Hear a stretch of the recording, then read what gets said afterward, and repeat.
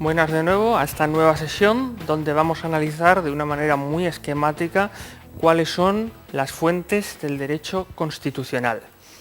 Los objetivos van a ser, por un lado, diferenciar las fuentes entre directas e indirectas y, por otro lado, analizar la jerarquía normativa. El objetivo no es tanto estudiar cada tipo de norma, definirla, ver sus características, que esto lo podremos ver en otras sesiones, sino hacer de una manera esquemática, piramidal, un resumen muy gráfico de lo que son las fuentes directas, las indirectas y lo que es la jerarquía normativa. Empezamos con las fuentes del derecho administrativo y por ende constitucional, donde podríamos decir que en dos grandes rasgos, o mejor dicho, en dos grandes clasificaciones, habría que agruparlas en fuentes directas y fuentes indirectas. Comenzando por las fuentes directas, el derecho administrativo se clasifica, como vemos, en fuentes directas e indirectas. Comenzando por las directas, también hay que distinguir entre lo que son las fuentes primarias y lo que son las fuentes subsidiarias. Pues bien, en la primera parte de la clasificación, fuentes directas, fuentes primarias, habría que poner en primer lugar lo que es la Constitución española, junto con determinada normativa comunitaria, ¿vale? Habría que hablar de las leyes orgánicas, habría que hablar de las leyes ordinarias, de los decretos legislativos, de los decretos leyes y de los reglamentos. También dejamos en último lugar, pero no porque vayan en último lugar, los tratados internacionales, ¿vale? También hay que tener en cuenta, dentro de las fuentes directas, lo que serían las fuentes subsidiarias. La costumbre, los usos y costumbres, por ejemplo, el Tribunal de Aguas de Valencia se basa en los usos y costumbres de los regantes, y los principios generales del derecho, por ejemplo, el principio general del derecho de buena fe, ¿vale?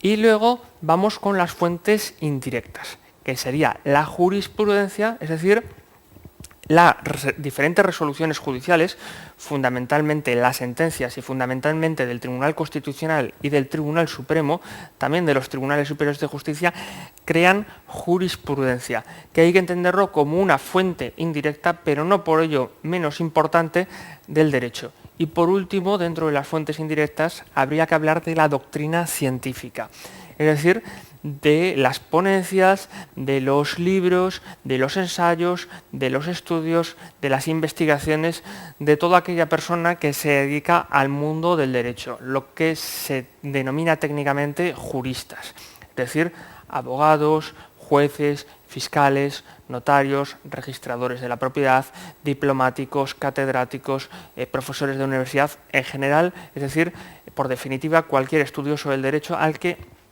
denominamos jurista.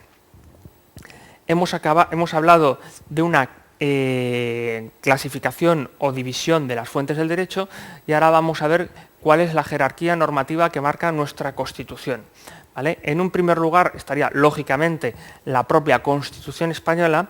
Pongo un guión junto con la normativa comunitaria, esto se verá en otro momento, porque hay normativa comunitaria, como por ejemplo los reglamentos, que son directamente aplicables a nuestro derecho. Y esto es así porque la propia Constitución prevé ceder parte de nuestra soberanía a un ente superior, en este caso a la Unión Europea. Es decir, la propia Constitución recoge que hay veces que una normativa de un ente superior, como puede ser la Unión Europea, está por encima de la Constitución española. También habría que hablar de los tratados internacionales, por ejemplo, un convenio de la Organización Internacional del Trabajo ratificado por el Estado español.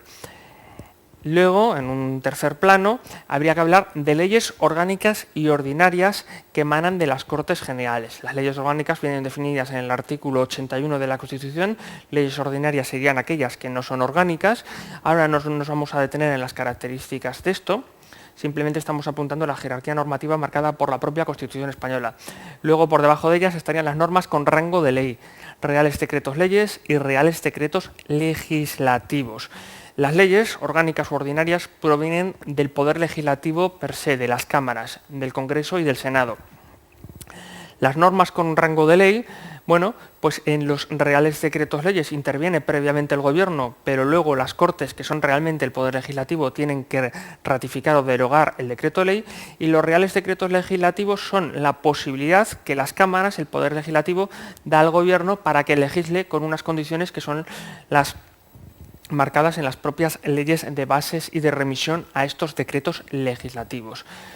Por último, tendríamos los reglamentos, que sería la normativa interior, bien forma real decreto, bien forma de orden ministerial, de circular, de instrucción de autoridades inferiores.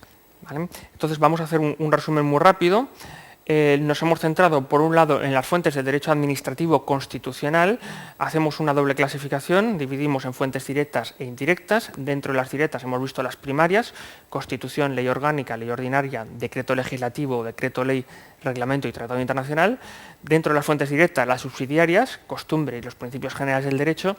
Y luego hemos hablado de las indirectas, la jurisprudencia y la doctrina científica, que no por ser indirectas son menos importantes. Y por último, volvemos a repetir de una manera muy esquemática la jerarquía normativa: Constitución, normativa comunitaria en un primer plano, tratados internacionales, y luego ya por debajo leyes orgánicas, leyes ordinarias, normas con rango de ley, es decir, real decreto ley, real decreto legislativo, y reglamentos, que pueden ser reales decretos, órdenes de comisiones delegadas del Gobierno, órdenes ministeriales, circulares, instrucciones, etcétera, de autoridades inferiores. No vamos a entrar en el detalle de todo esto. La idea era ver de una manera esquemática, gráfica, el sistema de fuentes del derecho español y la jerarquía normativa. Y con esto concluimos esta sesión. Nos vemos en la siguiente.